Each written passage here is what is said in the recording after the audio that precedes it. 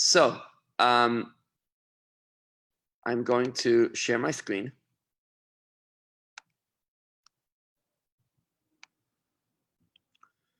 And we're going to show a video today, a fascinating video today. Please let me know if you can hear the sound in this video. Please let me know if you can hear the sound. Not yet? It's a 15-minute video of Farbrengen of the Rebbe, really fascinating stuff. And we're going to show a video today, a fascinating video today. Please let me know if you can hear the sound in this video. Please let me know if you can hear the sound. Not yet? It's a 15-minute video of Farbrengen of the Rebbe, really fascinating stuff. It's in the midst of the high holiday season, 1974, the 6th of Tishrei, the yard site of the Rebbe's mother, the 10th anniversary of her. Friends, I just want to make sure that you can hear me. Can you hear the video? Are you able to hear the video? I just want to make sure before I go further. How do I see that you can hear the video? Maybe you can post to WhatsApp. If somebody can post to WhatsApp, because it's a little overwhelming, this technology, to make sure that I know where I am. I just want to make sure before we go further that you could hear the video. I'm not sure where to look. Lord. We can hear. Fantastic. Thank you, Mickey. Okay, good. So I'm starting the video at the beginning. It's really powerful stuff. You ready? I'm starting it right now. Move this out of the way. Okay, good. And here it is.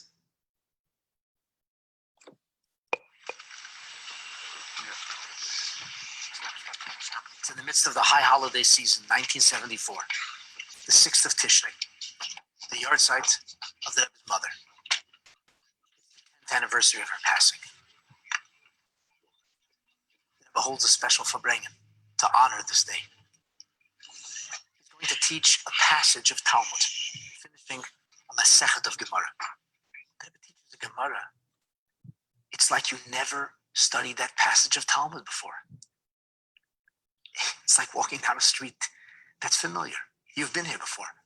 And yet, everything looks new. The last Mishnah of Tractate Sukkah talks about the convention of the Kohana clans. And the Mishnah identifies one particular family as having been stripped of its dignity. It wasn't treated quite the same as all of the other families. And so the Talmud, the Gemara, now seeks to understand why Beis Bilga was separated from the rest. So it turns out this family had a young woman who had fallen away from the ways of her parents, who had abandoned her Judaism. She was an apostate. She adopted a pagan faith. She went on to intermarry with a high-ranking member of Assyrian Greek nobility. And dramatically, she returns to Jerusalem with the invaders, with the enemy. She comes into the Beis HaMikdash, removing her sandal. She hits the Mizbeach, the altar upon which korbanot, animal offerings are brought. And she cries out, "Lukus, Lukus, wolf, wolf. Ad masai atamachala mameinim shel Yisrael." For how long will you consume the wealth, the money of the Jewish people? In essence, by consuming the offerings, the korbanot. Le'ein ata omed lahem. But you do not stand by for them in their time of need.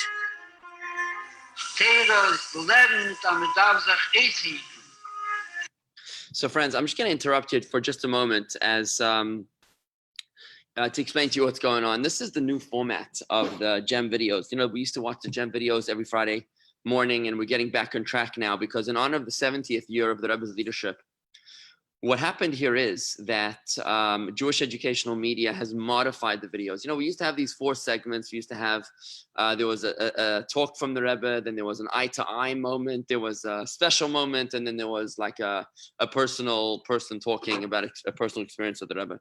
And you may know that GEM is actually directed by my father-in-law, my parents-in-law.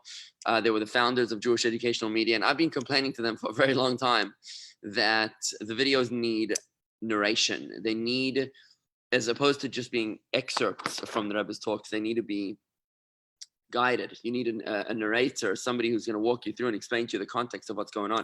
And I was so thrilled to see that they've actually incorporated that, as you've just noticed, that Rabbi Kaplan, Chabad rabbi of Thornhill in Toronto, is doing a great job here in walking us through the background of what's going on over here.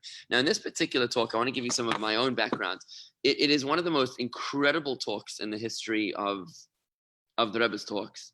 When on this day of September 22nd, 1974, the Rebbe mysteriously and inexplicably started talking about this woman, this renegade, this heretic woman from the house of the priests of Miriam Bas Bilga, who suddenly abandoned her faith and attacked the altar. She followed with her non-Jewish husband, the military invader, during a Syrian Greek general, and she comes in with him to conquer the temple. Can you imagine how horrible that was? And the Talmud talks about her. The Rebbe inexplicably started talking about her. We're going to discover at the very end of this presentation today the story behind the story. Friends, this is mind-blowing. It's literally out of this world. Let's take a closer look at the Rebbe's words as how the Rebbe talks about her. And remember, it was out of context, wasn't clear why the Rebbe suddenly decided to talk about her. And take a look at what the Rebbe is going to say about her. For the first time in 2,000 years, the Rebbe is going to give a fresh perspective on Miriam Bas Bilga. For 2,000 years in the Talmud, she's been a disgrace. She's been a shanda to the Jewish people. How dare a Jewish woman do that? How low can you fall? But in this talk, the Rebbe went into the opposite gear. Suddenly here, the Rebbe was talking respectfully about her. Suddenly the Rebbe was saying that she is actually an inspiration.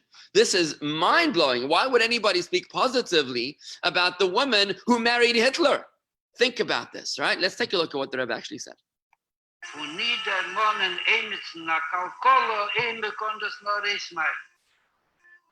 כדי נתמבזה זיין אפילו נתכמדבר הלחס כמה וכמה נתמבזה זיין היידישקין הלחס כמה וכמה נתמבזה זיין הבסקי וסלחירה נתפשטנדה צולבוז דווקא גמורה דרמונן hier nomen נגיע zu der Monen verwasse gewähren Maschine in Schmeres Bilgo gewähren genug zu sagen als gewähren an Neire von des Bilgo. The Rebbe begins to reframe the whole story in historical context, but with his famous positivity bias. The Jewish people was suffering in a terrible way during this time. The winds of assimilation were fierce. The persecution was intense. The pressures that were brought to bear, especially on the young generation, were almost unimaginable. It was to be expected that young people would abandon the Torah and Jewish way of life in droves.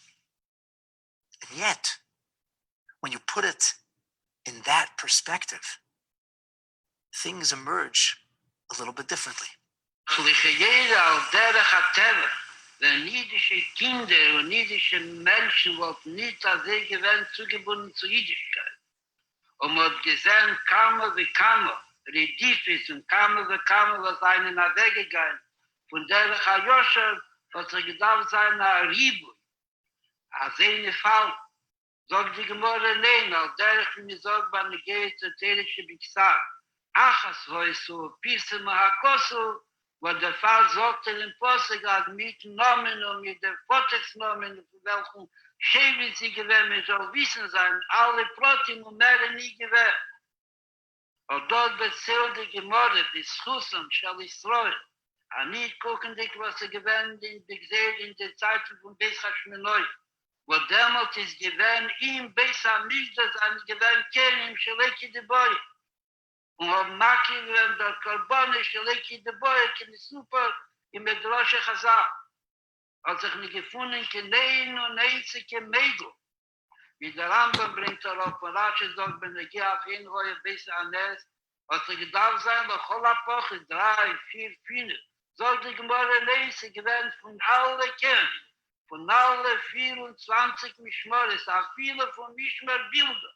Ich gewähnt mehr nicht wie 91. Und Pirse Markosov, da steht Miriam Bas Bilder. Und wie Rashi tat stopp, akach hoye Schmo. Nicht nur sie gewähnt von Mischmeres Bilder, nur sie, ihr Vater hat geheißen Bilder. Kedei, wo sie da Rashi negehen, wie gerät früh, Pirse Markosov. Wo da sie da schwach, bei Schwachen shall ich so.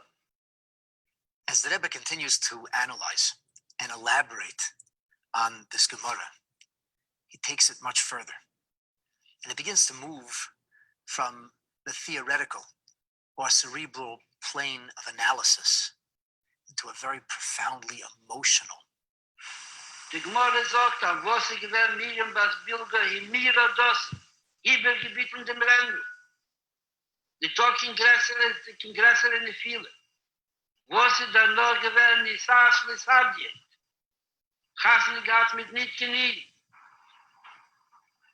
Noch sagt die Gemara, wo sie getan ist, ja reingegangen und angenommen in den Beisamid.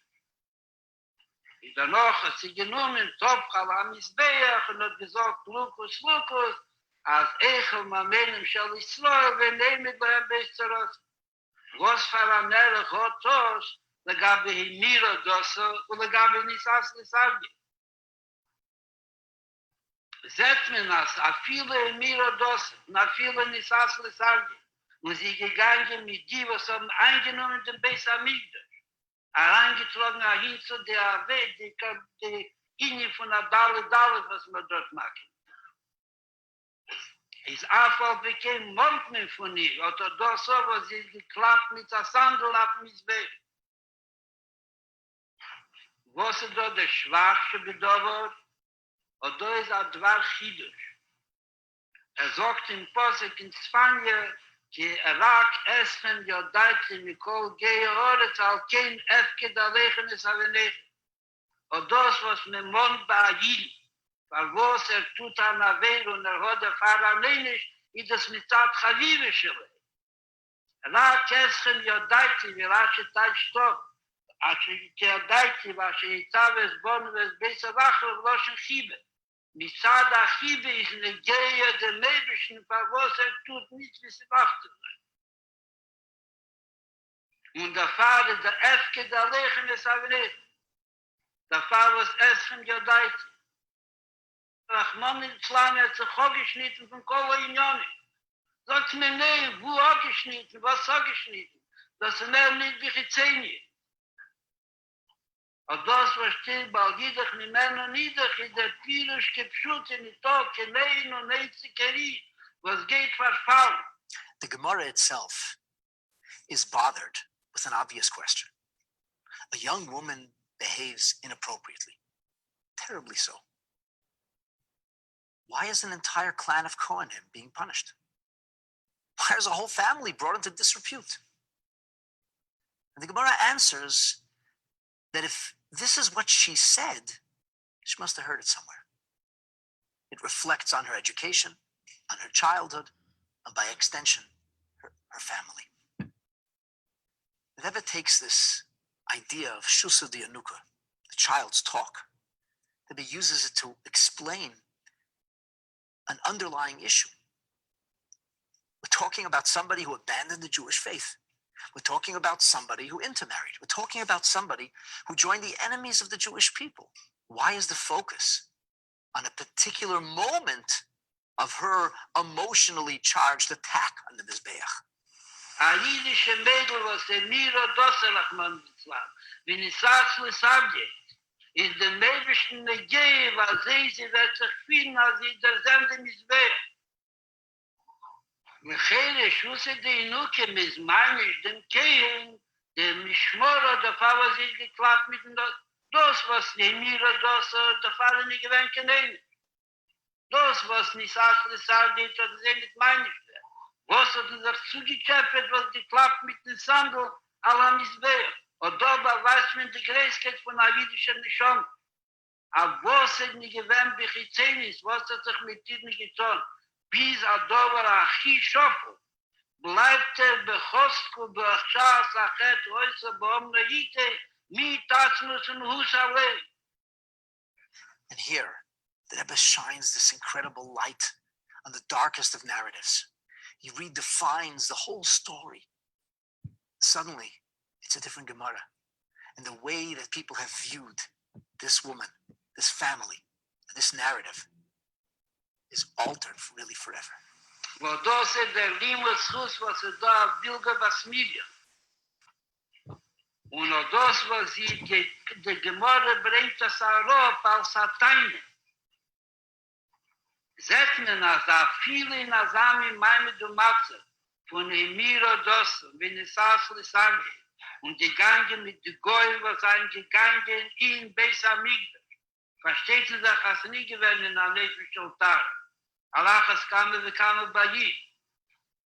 Was hat ihr gehabt, weil was sie der Mizbeach nicht mögen auf Ayid? Weil das sagt mir, was Ayidisch Kind ist, nicht Asli Sadi. Der Sadi, was hat Nuchome gehalten mit ihnen und hat eingenommen Jerusalem, hat eingenommen der Besamig, eingenommen den Mizbeach. Und sie geht mit ihm mit als Eisami, was Scheiches. Schau, danach haben sie besetzt, was tut sich mit der zweiten Nieden, schreit sie, Lukus, Lukus, was hältst du nicht?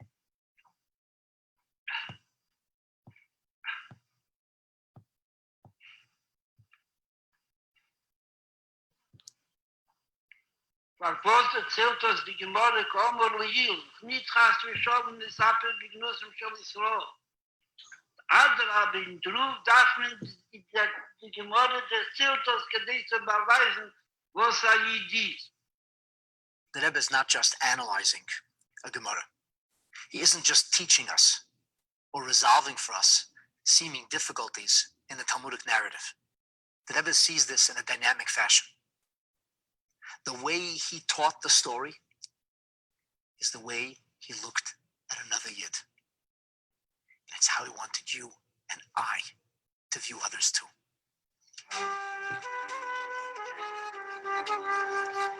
Am geht alles in Gas und es sagt Ayiden, was die Chizen ist, fühlt sich nicht als Und fragt beim, ist das ja nicht Max. Lechede können sich damit aufschrecken und sagen, mal hier zu dem Yid. Nur was denn, das hängt auf in die, als werden mit dem Dworim Ayitzim in der Lev, mit seinen Genossen in der Lev und Pelim verlassen. Und demut wird werden dein Stochen, wo du bist sich viel zu sagen, bei der Chatele war Mitzvah. To the Rebbe, this story is in fact the roadmap for how we, Am Yisrael, move forward to redemption.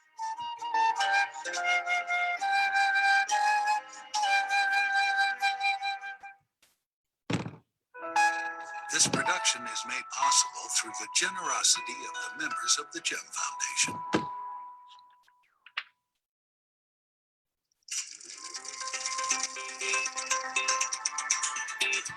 With materials from the Living Archive, established by the Rohr Family Foundation.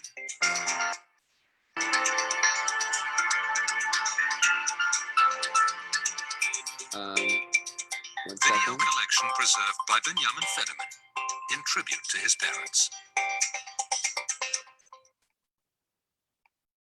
Okay, friends, are you still there? Can you hear me? I just want to make sure that you can hear me as we're using this very advanced technology. Are you there still? Please indicate that you can hear me. And I think we're good to go. So that was a fascinating talk by the Rebbe, which I'd like to discuss with you. Turns out that the Rebbe here was talking about a story at the end of Tractate Sukkah, the very end of Tractate Sukkah. Rob, I'm glad that you enjoyed that Gemara. If you think that was amazing, stay tuned because your mind is about to be blown. It's unbelievable. Hi, Terry and Adrian. Your mind is about to be blown. I still haven't recovered from the background to that incredible story. The story goes like this, just to recap, okay? So there's the story at the end of Tractate Sukkah. The woman, she married out of the faith, she married the enemy, and she beat the altar. For 2,000 years, we spoke negatively about her. She was the paradigm of an evil Jew. The Rebbe suddenly, inexplicably,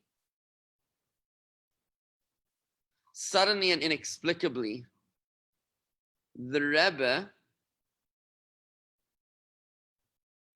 by the way, if you want to join me here on Zoom, feel free to log in. Go to jewishgardens.com/Zoom, and we can just, I'm already on Zoom, by the way we're doing this platform today. It's a bit creative what I'm doing today.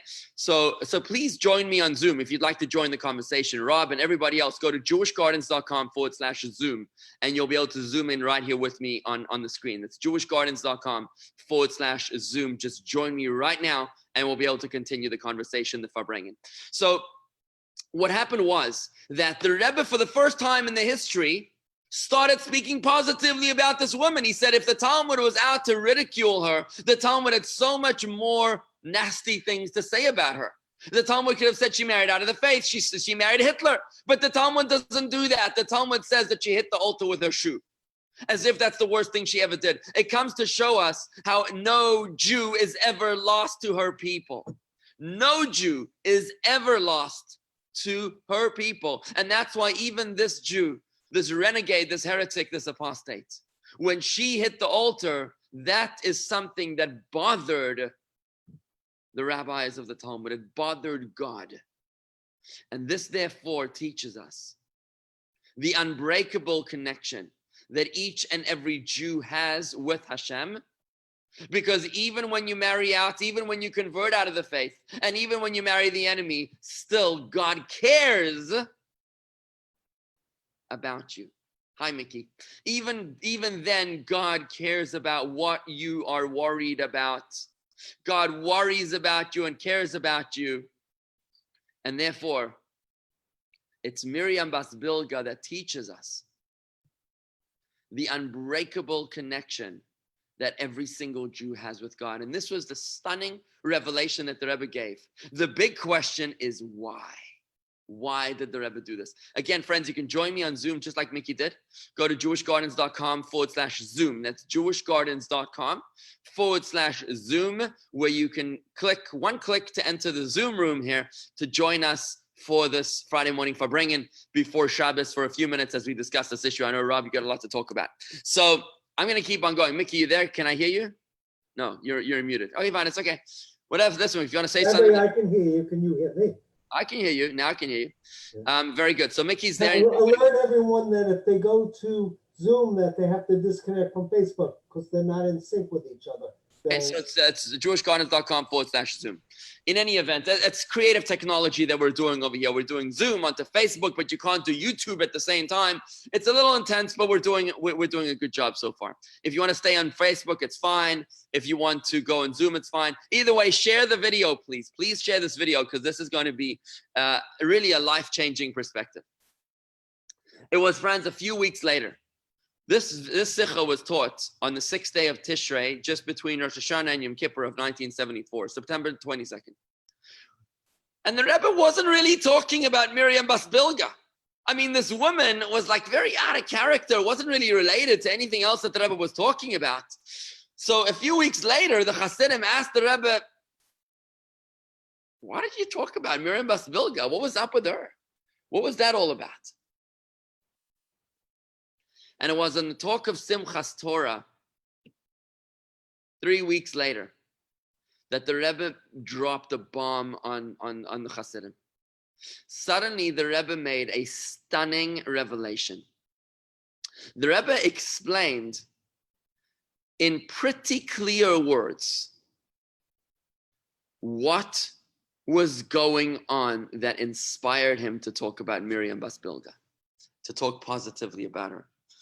And the way that the Rebbe explained it was that he explained a story about the Alter Rebbe. So the Rebbe brought the story about the Alter Rebbe to explain why he was talking about Miriam Bas Bilga. Hi, Marty. Welcome to the Zoom room. So one time the Alter Rebbe was visited by the murderers of Zechariah the prophet. Does anybody know the story of how Zechariah the prophet was murdered? Zechariah is actually buried right outside of the Western Wall, right outside of the old city, in a beautiful monument, a tomb called the Tomb of Zechariah, because he was murdered right next to the altar. What happened was that it was around the time he was one of the last three prophets of Israel, and it was around the time of the Babylonian destruction. It was around the time of the Babylonian destruction of the temple, just before, a couple hundred years before the Babylonians destroyed the temple. Zechariah, the prophet, got up and he stood next to the altar and he said that if you don't repent, then God will send a nation from the north that will destroy you, the Jewish people, and the Holy Temple. In the middle of his prophecy, wow, look at you, Rob. Rob Berger, it looks like he's in some sort of a fancy synagogue in Rome or something. Fancy schmancy, Rob. Very nice. And you're floating. It looks like you're like levitating in the synagogue. I can't hear you because you're muted. You're muted, Rob. I got so many things going on at the same time. I need a minute to shut one down and open up another. Yeah. I can hear myself in the So background. I'm going to mute myself. So you're still flying through that synagogue in Europe somewhere, but okay, no problem. So what happened was that the Alter Rebbe, the story was with the murderers of Zechariah. Zechariah was in the middle of a prophecy. He was in the middle of his prophecy about the impending destruction of the temple, about if the people don't do teshuvah, God will come and destroy the temple, and a nation will come and conquer the Jewish people, will be exiled from our land, will be killed and tortured and raped and murdered. And in the middle of Zechariah's prophecy, Jewish men rose up inside of the temple and they murdered him in cold blood. Can you imagine the scene, friends? I just want you to think about this. The rabbi's in the middle of a sermon, and you don't like what he's saying in Shul and Shabbos, so you kill him. I mean, talk about extreme. It's like unthinkable what these guys did. It wasn't just a regular shul. They're in the holy temple in Jerusalem. It wasn't just a regular rabbi. You're talking about Zechariah, the prophet of God, who's talking. He's in the middle of being inspired by God with his prophecy, when these murderers rise up and they kill him. The story goes that the blood of Zechariah rested on that spot, and for 200 and something years, the blood boiled on the floor next to the Mizbeach, next to the altar. For 200 years, they couldn't wash away this blood. Until eventually when Nebuzaradan, the Babylonian conqueror, the general representing Nebuchadnezzar, who came into the temple, maybe it was the same guy, it could have been the same name, we're not sure. When the Babylonians entered the temple and they see this blood boiling on the floor, they asked the priest, what's up with this blood? And they said, oh, it's nothing, it's just like the sacrifices. And he says, no. Animal sacrifices don't bubble. Why is that blood boiling? Until eventually they revealed to him the truth. That's the blood of our prophet who prophesied that you were coming to destroy us, and we killed him in the middle of his prophecy. Nebuzaradan said, I will avenge the blood of this prophet. And he killed the priests. The blood still boiled. Then he killed the children, the Jewish children, and the blood still boiled. Then he killed the elders, and the blood still boiled. Eventually, this wicked Babylonian conqueror, he turns to the blood and he says, oh, Zechariah the prophet, I have tried to avenge your blood. I've killed their priests, I've killed their children, I've killed their elders. Do you want me to wipe them all out before you be avenged? And it was only then, some 200 years after he was executed, that the blood of Zechariah ceased to boil. And to this day, when you come with me to Jerusalem, I always point out to people that is the tomb of Zechariah, and this is his story. But the story does not end there, friends. For 2,800, for 2,600 years, 2,400 years, the murderers of Zechariah were persona non grata. Not in earth and not on heaven. Nobody wanted to talk to these evil people. These are the guys that killed the rabbi in the middle of the sermon. They're not going to heaven. They're not even good enough for hell, for purgatory. I mean, this is pretty bad stuff. But the story that the Rebbe said in 1974, when he was asked why he suddenly spoke about Miriam Bas Bilga, this was Simchas Torah of 1974. He said that the story happened with the Alter Rebbe, that the murderers of Zechariah came to the Alter Rebbe in Liadi, in White Russia. Their souls came to the Alter Rebbe to beg for rest. Rest in peace, right? They couldn't rest in peace. They were not given anywhere to rest. Nowhere to hang their hat. They couldn't rest. They weren't going anywhere. They were in limbo. This is the worst curse to be given limbo. And the Alter Rebbe, when he saw the disembodied souls of the murderers of Zechariah, he was melamed zchus, which means that he spoke positively about them. He gave them the benefit of the doubt and listened to what the Alter Rebbe said about them. It took a man like the Alter Rebbe to understand the positivity of what they did. The Alter Rebbe explained the following. He said that a prophet who receives divine inspiration must, according to Jewish law, deliver the prophecy to the people. He has to do it. And if he doesn't, he'll be killed. If the prophet does not deliver the prophecy that he received from God to the people, he is deserving of death. However, there is another law, and that law states as follows: that if a prophet receives a prophecy from God and he does not deliver the prophecy, then the prophecy is annulled. It will not come true. Marty, you with me there? You understood? The murderers of Zechariah, the prophet, says the Alter Rebbe, you know why they murdered him? Not because they were evil. They were good, well-intentioned Jews. They said, Zechariah, our dear beloved rabbi, please stop the prophecy. Because if you stop the prophecy, it will not come true. Yes, you will die for not delivering the prophecy. You will take the bullet for the team. You should fall on your sword so that we, the Jewish nation and the Jewish temple, will survive. That said the Alter Rebbe, the author of the Tanya, that is the reason why the murderers of Zechariah killed him. Not because they were trying to shoot the rabbi because he was talking too long, taking too long to get to the Kiddush. Not because they didn't like what he was saying. Well, they didn't like what he was saying. It was because they said, stop what you're saying so that it will not come true. Yes, you will die. But at least the Jewish people and the temple will live. And when he didn't want to stop, they stopped him by killing him. And thus the Alter Rebbe was able to speak, give them the benefit of the doubt for the first time in 2,500 years. And thus said the Rebbe, when he was quoting the story of the Alter Rebbe, the murderers of Zechariah were able to find rest. They were welcomed into Gan Eden, into heaven, because someone on earth was able to give them the benefit of the doubt.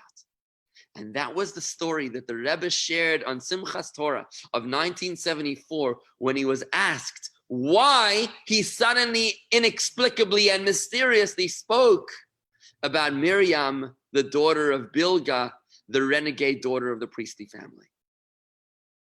And to the Hasidim, it became abundantly clear that what was going on in 770 Eastern Parkway in Brooklyn, on that 6th of Tishrei, on that September 22nd, 1974, was something that was out of this world, because they realized that just like the murderers of Zechariah the prophet had come to the Alter Rebbe 2,400 years later seeking rest and peace, same thing the Rebbe was telling us happened to Miriam, the daughter of Bilgah, who came 2,000 years after the destruction of our temple by the Romans and the Greeks. She came to 770 to the Rebbe to seek peace and rest.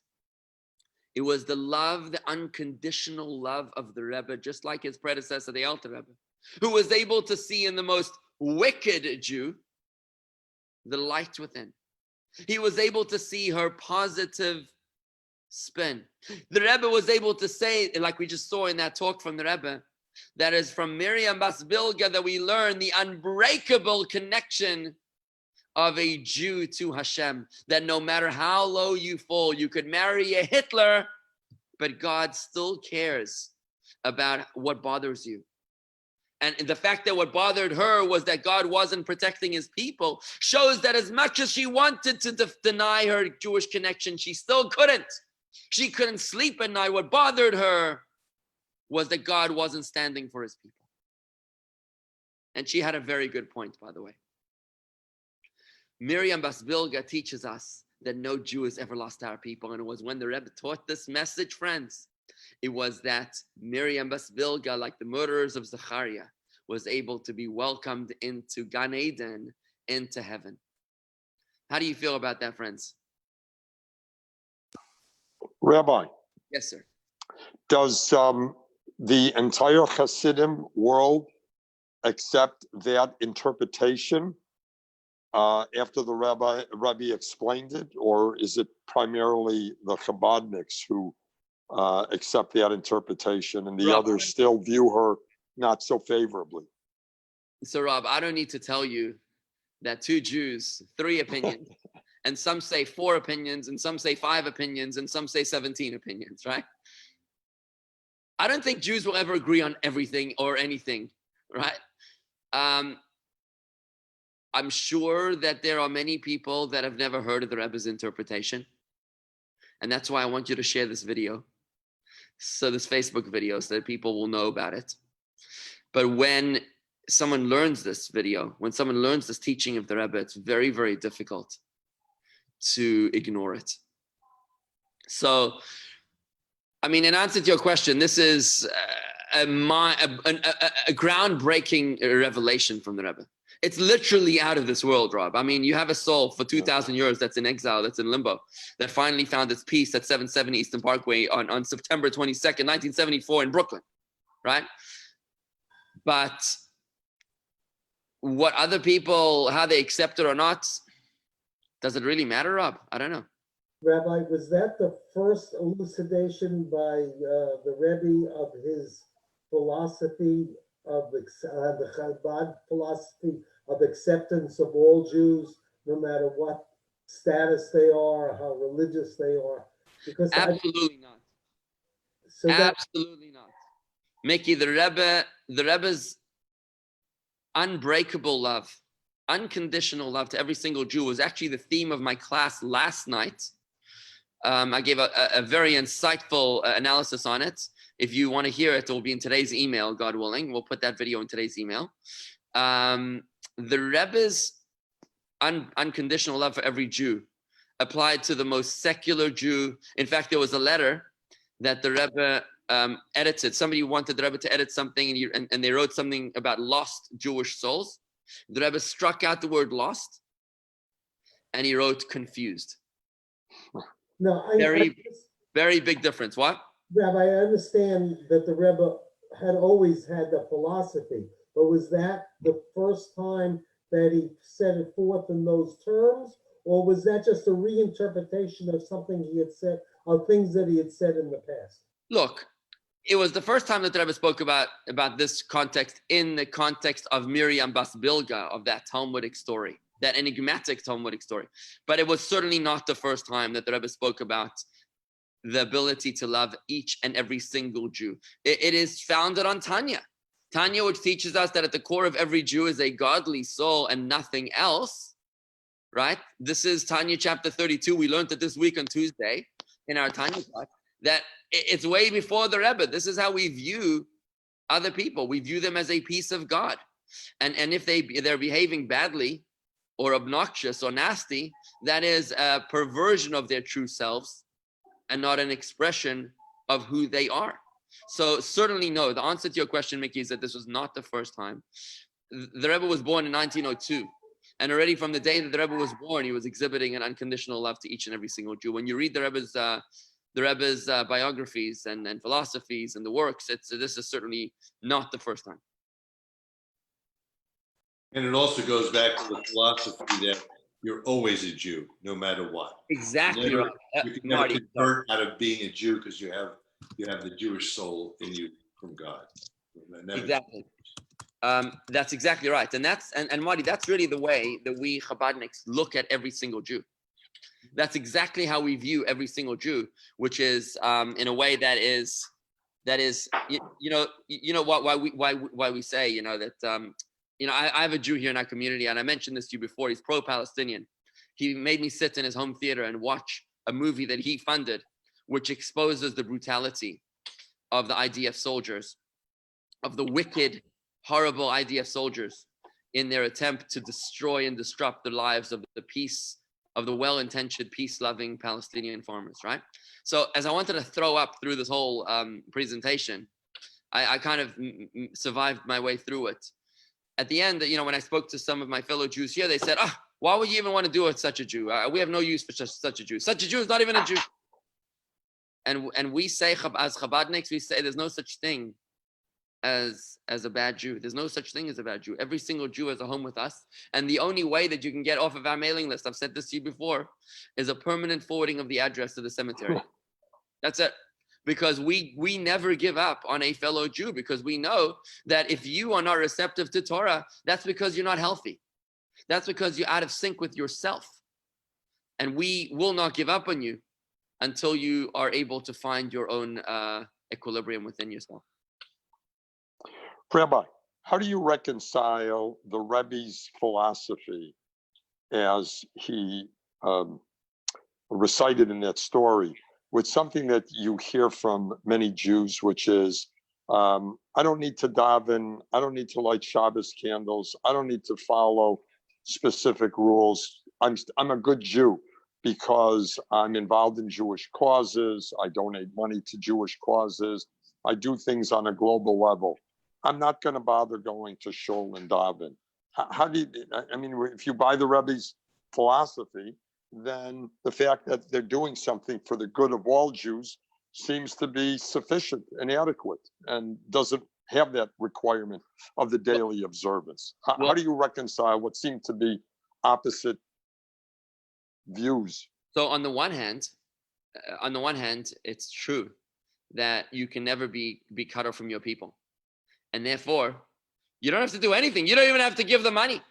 You could just do nothing and you're still a Jew. You're still connected. But you are unhealthy. I think the most beautiful metaphor is one that we heard yesterday in the video presentation by Rabbi Adin Steinsaltz, that Jerusalem scholar. And if you remember, he said, when he described what the Rebbe means, he says, imagine that you're an eagle and you think that you're a duck. Right? Imagine you're an eagle, but you got it in your head that I'm a duck. So you walk like a duck and you try to quack like a duck and you hang out with the ducks, but really you're an eagle. You're a bald eagle. Is that eagle really a duck? No. Is that eagle really an eagle? The answer is yes. But it's a shanda. It's like an embarrassment that this eagle, which can soar to the highest mountains and do the most incredible things, is living like a kachka, like a duck. Right? So it's the Rebbe that picks us up and he says, here, spread your wings. Let me teach you where you can be. Let me show you where you can reach. Right? So that's what the Rebbe is showing us. He's like, look, I love you always. But don't you want to flap your wings? Don't you want to soar and be all that you can be? Or do you want to live with your head buried in the ground thinking that I'm a duck? Right? The Rebbe was the love of the Rebbe. When you love someone, you want to help nurture their potential. You want to help them reach the greatest heights that they can reach, because there's nothing more disappointing than someone who could have been an Einstein who ends up as a janitor. It's so incredibly disappointing. You could have cured coronavirus and you're busy cleaning the streets. When you love someone, you want to bring out their deepest potential. And that's what the Rebbe was doing. I love you so much that I'm going to push you forward and inspire you to spread your wings and fly. I want to just show you one more thing. Okay, guys, I want to show you one more thing, which is a beautiful song that was created by a rock and roll, a Chabad rock and roll band. Okay, just got to get your mind around that one. The Chabad rock and roll band. That's called Eighth Day, which in itself, the name itself is a pretty mystic concept. But I want to play for you a 3-minute song that they made on this idea that I just described to you. It's called "The Night a Soul Was Saved." It's about why the Rebbe was talking about Miriam Bas Bilga and how the Rebbe was saving her soul by being the first one in Jewish history to speak positively about her because of the Rebbe's unconditional love for every Jew, okay? So I'm going to do that for you right now. So stay with me. Hold on. I'm going to share my screen again. Hold on. Don't go away. And I hope that you can hear me. See the video's logo right here? Hold on. This is when it's set down, you just drop in your own logo. It used to be. Okay, here it is. The Night a Soul Was Saved. You can hear perfectly, Rabbi.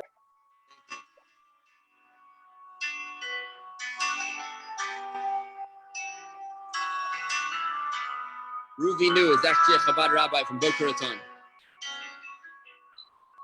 The temple lay in ruins, its holiness defiled, victim to the madness of a world gone wild. Standing near the altar, not afraid to be seen, she lashes out and strikes it. Her words are so obscene. Hungry wolf, how Israel's wealth you devour, yet you don't stand by them in their most troubled hour. She's the daughter of Bilga and wife of a Greek. She'd abandoned her people, she despises the weak. Punished by the priests, shunned from above, she traded her people for a forbidden love. Decrying the altar, did she have no shame? Now forever tarnished was the Bilga name. Decrying the altar, did she have no shame? Now forever tarnished was the Bilga name. Many years have passed and thousands have appeared to sit before and hear the voice of a leader so revered. But they were all surprised at the Rebbe's words. He had someone else in mind to stand up for this daughter of Bilga to set things right. The people of your time had thought that you had strayed, but you pounded the altar to defend the betrayed. The voice of compassion for a woman who dared to show her own people that she really cared. Punished by the priests, shunned from above, at last there was one who had only words of love. For 2,000 years she carried her shame. How she longed for someone to liberate her name. Roaming through time, had distorted soul,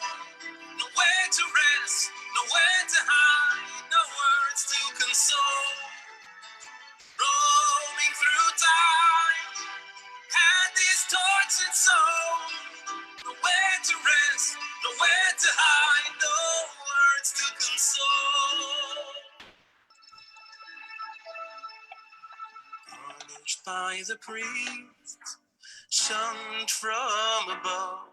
At last there was one who had only words of love.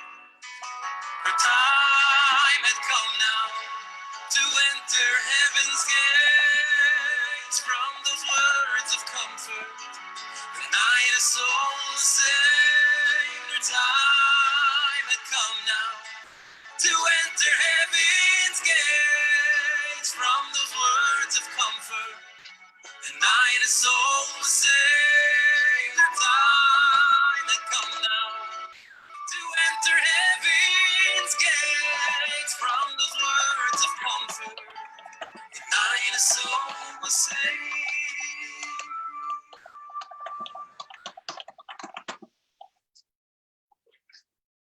Okay, and that was a beautiful song.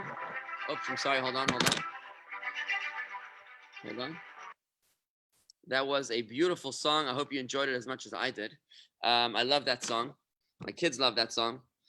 They know that that's the song about the woman. My 5-year-old, who's now 6, he says, Tati, can you play for me the song about the woman who was evil on the outside but was kind on the inside? That's what my Zevi always asks me. It's his favorite song.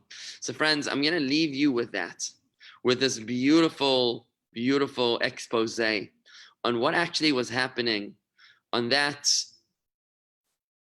fall night, September 22nd, 1974, when the Rebbe was talking about the unbreakable bond of every single Jew with Hashem. How the Rebbe launched then, at that time, the mitzvah campaign of every Jewish woman and girl lighting Shabbat candles. The Rebbe launched it then in memory of his mother. He said, there's no such thing as a lost Jew. Every single Jewish woman and daughter and girl should light Shabbat candles. And when they do, they will inspire their soul. They will fan the flames of their soul and bring it to the fore. And ever since then, we've never stopped inspiring every Jewish woman and girl to light Shabbat candles. I want to leave you with that inspiration and the realization, this extraordinary love that the Rebbe has towards us. It's not anything that we often encounter. It's a love that is so deep. It is a love that is so incredible. It's a love that's so beautiful. The Rebbe loves us. Hashem loves us. Hashem believes in us, and the Rebbe believes in us. The question, my friends, is if we believe in us. And that's the one I want to leave you with today. Rob, I see that you're asking me, Bob Wertheimer, can you play the song one more time to end or send the link? What I will do, Rob, is like this. I'm going to upload this video today to YouTube, and I'll share it with the millionaires. I'll probably also put in today's email. Maybe I'll post the song right here to, how do I do this? I think the way I can do this is I can, you know what I'll do? Where's this Facebook here? Oh, here it is. I'm going to post it here. Here's the song. The Night a Soul Was Saved. I'm going to post it right now to the Facebook comment, so you have it. There you go. Okay? You should have it right there. It's posted in the comments, all right? Anyways, thank you very much, everybody. I'm glad that you were able to join me here today. We're going to do this again. And now that I've finally worked out how to play the Rebbe videos, through this quarantine, I'm learning a lot of stuff. And we can do this back again on Friday mornings for Farbrengen with the Rebbe. I just want to finish with Hayom Yom for today. Today's the 4th day of Tammuz. And the Hayom Yom goes as follows. Very closely connected to what we just learned. One single chassid or student who devotes his heart, mind, and soul to Torah and to bolstering Torah affects wonders in a large city, in all that city's affairs, in a manner that transcends the natural order by the merits of the fathers of the world. What today's Hayom Yom is saying is that if you just set yourself to it, if you just try with the power of Torah to inspire your town, your country club, your family, you will succeed in a manner that transcends the natural order by the merits of the fathers of the world. You have more power within you than you ever dreamed possible. You are a piece of God. You are infinitely powerful. You just didn't realize it yet. And when it's the Rebbe who loves us so deeply and unconditionally, that brings out that love, that essence, that core, that truth of who we are deep inside. And when we come face to face with our inside, with who we are in the inside, it's then that we realize that if we just set ourselves to it, if we just put one foot in front of the other, and we say, I am going to change the face of this town, of this city, of this country club, of my environment, I am going to bring the beauty and power of Torah, of mitzvah, to my environment, you will succeed beyond your wildest dreams and expectations in a manner that transcends the natural order. Today's Yom Yom is perfectly aligned with what we just learned. It's all about our deepest core being a piece of God, a piece of infinity. Friends, I'm going to leave you with that. I'm going to wish you a good Shabbos. We're going to have a pre-Shabbos Farbrengen today at 7:30 on Zoom. That's jewishgardens.com/Zoom. Hope that you'll join us. We have Shabbat morning services tomorrow. There's a bar and a bat mitzvah tomorrow. Harry Saperstein's bar mitzvah and my daughter Eti Vigler's bas mitzvah. It is the day of their celebration. If it doesn't rain, it pours, right? We have 2 tomorrow. But the celebrations are for Eti is on Sunday night. I hope that you'll join us for the drive-through bas mitzvah. Just let us know when you're coming by registering at jewishgardens.com/Eti. That's ETTI. jewishgardens.com/Eti to join us for the drive-through, quarantine safe, secure, do not get out of your car bat mitzvah, which is on Sunday night 5 to 7. I really hope that you'll drop by just for 15 minutes to just experience the bat mitzvah and make it special for us and for Eti. And Harry's bar mitzvah celebration is taking place in August, so you got a little time for that. And with that, I'm going to say shalom, Shabbat shalom. Over and out. This was fun. I like that. Do you like the forum on Zoom, guys? Yasher Koach. This was great today. Keep the Rebbe coming. Keep the Rebbe coming. So we're divesting from YouTube a little bit in order to allow the Zoom Facebook dynamic. You see where we're trying to go with this, right? We're experimenting, and I think it's good. The YouTube will be the archive of videos, but the Zoom and Facebook is what allows me to share my screen and to show you presentations like I did today and yesterday. All right. Great to see you all. Shalom, everybody. Shabbat shalom. Over and out. Have a wonderful day. Thank you.